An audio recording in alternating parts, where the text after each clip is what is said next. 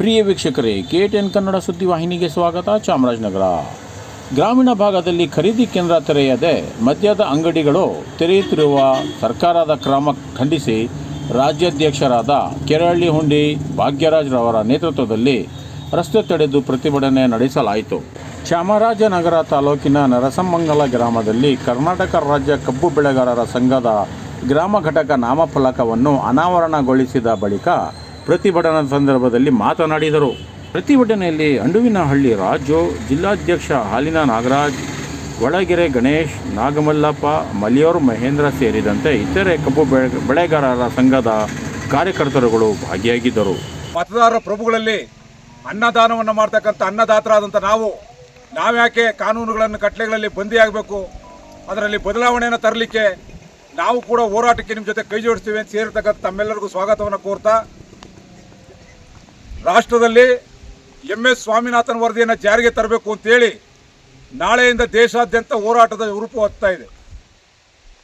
ರಾಜ್ಯದ ವಿಧಾನಸಭೆ ಒಳಗಡೆ ಕೇವಲ ಯಾವುದೋ ಒಂದು ಬುರುಡೆ ಇಟ್ಕೊಂಡು ಆ ಬುರುಡೆ ವಿಚಾರವನ್ನೇ ಚರ್ಚೆಯನ್ನು ಮಾಡಿ ರೈತರ ವಿಚಾರ ಒಂದು ನಿಮಿಷವನ್ನು ಚರ್ಚೆ ಆಗಲಿಲ್ಲ.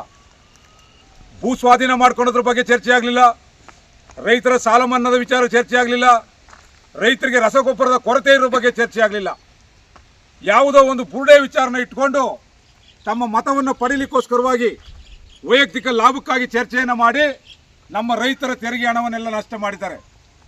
ಈಗಲಾರು ಹೇಳ್ತಾ ಇದ್ದೇವೆ, ಸರ್ಕಾರಕ್ಕೆ ಯಾವುದೇ ರೀತಿಯಾದಂಥ ಒತ್ತಡ ಇಲ್ಲದೇ ರಾಜ್ಯ ಸರ್ಕಾರ ಕೇಂದ್ರ ಸರ್ಕಾರಕ್ಕೆ MS ಸ್ವಾಮಿನಾಥನ್ ವರದಿಯನ್ನು ಜಾರಿ ಮಾಡಲಿಕ್ಕೋಸ್ಕರವಾಗಿ, ವೈಜ್ಞಾನಿಕ ಬೆಂಬಲ ಬೆಲೆಗಳನ್ನು ಜಾರಿ ಮಾಡಲಿಕ್ಕೋಸ್ಕರವಾಗಿ, ಗ್ರಾಮ ಪಂಚಾಯಿತಿ ಮಟ್ಟದಲ್ಲಿ ಖರೀದಿ ಕೇಂದ್ರಗಳ ತೆರಲಿಕ್ಕೋಸ್ಕರವಾಗಿ, ರೈತರ ಕಬ್ಬಿನ ಇಳುವರಿ ಏನಿದೆ ಅದನ್ನು 10.5% ಇರ್ತಕ್ಕಂಥದ್ದನ್ನೀಗ 9.5%ಗೆ ನಿಗದಿ ಮಾಡಲಿಕ್ಕೆ ಕೇಂದ್ರ ಮತ್ತು ರಾಜ್ಯ ಸರ್ಕಾರಗಳು, ಚುನಾಯಿತ ಪ್ರತಿನಿಧಿಗಳು ಯೋಚನೆಯನ್ನು ಮಾಡಿ ರೈತರಿಗೆ ನ್ಯಾಯ ಕೊಡಿಸ್ತಕ್ಕಂಥ ದಿಕ್ಕಿನಲ್ಲಿ ಕೆಲಸ ಮಾಡಬೇಕು.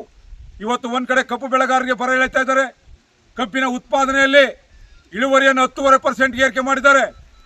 ಯಾವುದೇ ಅರಿಶಿಣ, ರಾಗಿ, ಜೋಳ, ಭತ್ತ, ಬಾಳೆ, ತೆಂಗು ಪ್ರತಿಯೊಂದು ಬೆಳೆಗಳಿಗೂ ಕೂಡ ವೈಜ್ಞಾನಿಕ ಮಾನದಂಡದ ಬೆಲೆಯನ್ನು ನಿಗದಿ ಮಾಡಿ ಖರೀದಿ ಕೇಂದ್ರಗಳನ್ನು ವರ್ಷ ಪೂರ್ತಿ ತೆರೀತಕ್ಕಂಥ ಕೆಲಸವನ್ನು ಕೇಂದ್ರ ಸರ್ಕಾರ ಮಾಡಬೇಕು.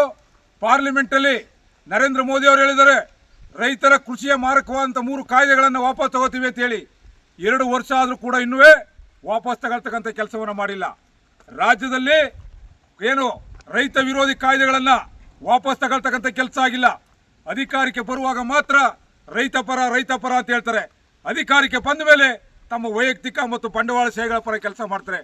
ಮುಂದಿನ ದಿನಗಳಲ್ಲಿ ಎಲ್ಲ ರಾಜಕೀಯ ಪಕ್ಷಗಳಿಗೆ ಎಚ್ಚರಿಕೆ ಗಂಟೆಯಾಗಿ ಏನು ರೈತರಿಗೆ ಆಶ್ವಾಸನೆ ಕೊಟ್ಟಿದ್ದೀರಿ ಅದರ ಬಗ್ಗೆ ಸೂಕ್ತವಾದ ಕ್ರಮ ಜಾರಿಗೆ ತರ್ತಕ್ಕಂಥ ಕ್ರಮ ಕೈಗೊಳ್ಳಬೇಕು. ಏನಿವತ್ತು ಆನ್ಲೈನ್ ಗೇಮನ್ನು ಕೇಂದ್ರ ಸರ್ಕಾರ ನಿಷೇಧ ಮಾಡಿ ಕೂತ್ರೆ ಸಾಲದು. ಆನ್ಲೈನ್ ಗೇಮಲ್ಲಿ ಬಂಡವಾಳ ಹೂಡಿರ್ತಕ್ಕಂಥವ್ರನ್ನ ಪ್ರತಿಯೊಬ್ಬರನ್ನು ಶೋಧನೆ ಮಾಡಿ ಯಾರು ಇದರಲ್ಲಿ ನೊಂದಿದ್ದಾರೆ ಅವ್ರಿಗೆ ವಾಪಸ್ ಹಣ ಕೊಡ್ತಕ್ಕಂಥ ಕೆಲಸವನ್ನು ಕೇಂದ್ರ ಮತ್ತು ರಾಜ್ಯ ಸರ್ಕಾರಗಳು ಮಾಡಬೇಕು ಅಂತೇಳಿ ಈ ಮೂಲಕ ಸರ್ಕಾರಕ್ಕೆ ಒತ್ತಾಯ ಮಾಡ್ತಾರೆ. ಕರ್ನಾಟಕ ರಾಜ್ಯ ಕಬ್ಬು ಬೆಳೆಗಾರರ ಸಂಘಕ್ಕೆ, ಅನ್ನದಾತರ ಹೋರಾಟಕ್ಕೆ, ರೈತ ಮಕ್ಕಳ ಹೋರಾಟಕ್ಕೆ